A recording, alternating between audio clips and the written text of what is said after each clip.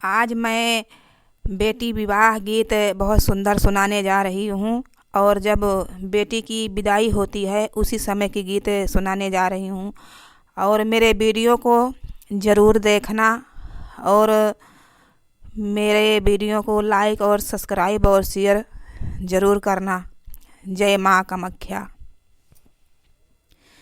बेदिया पैबाई ठी हाई बियाटी ताऊ नयन से नीर ढूंढाई हो यारे। बेदिया पैबाई ठी हाई बियाटी ताऊ नयन से नीर ढूंढाई हो।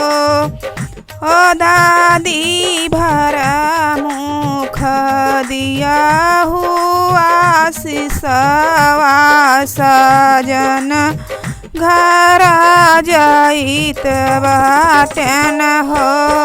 दादी भरा मुख दिया हुआ सिसवा सजन घर जाइत बाटन हो।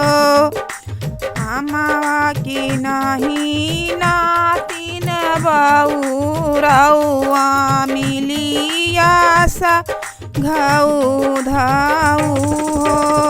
नातिन बनी रहा जोड़िया तुहार यामर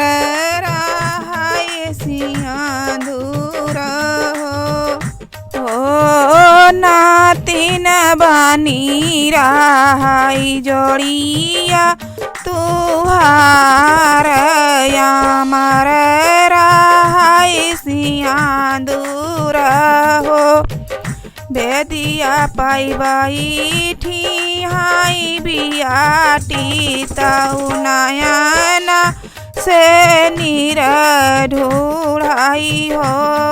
मैया भरा मुखा दिया हुआ सिसवा सजना घर जाइत बाटन हो। मैया भरा मुखा दिया हुआ सिसवा सजना घर जाइत बाटन हो। अमावा की नहीं बियाटी बउरौआ मिलिया सा घऊ धाऊ हो।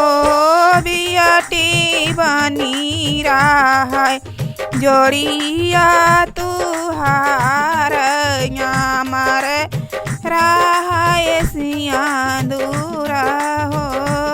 बियाटी बनी रहा जोड़िया तुहारी यामर रहा सियादूर हो।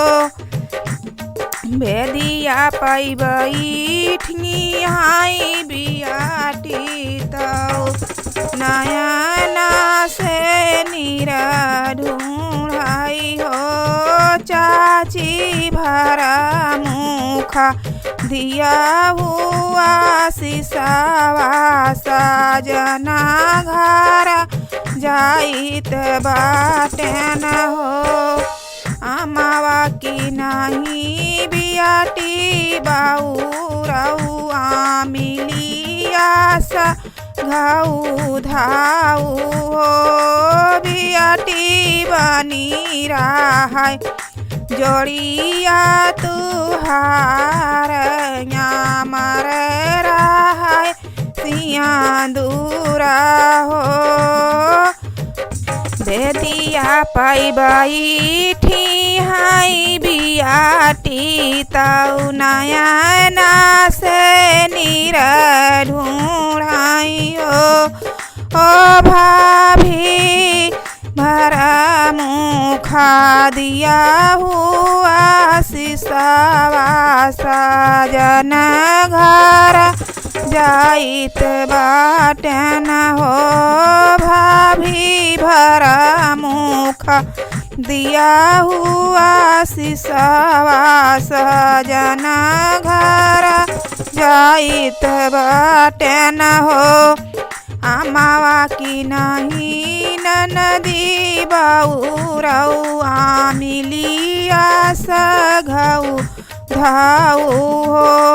ननदी बनी रहे जोड़िया तुहार अमर रहे सिया दूर हो।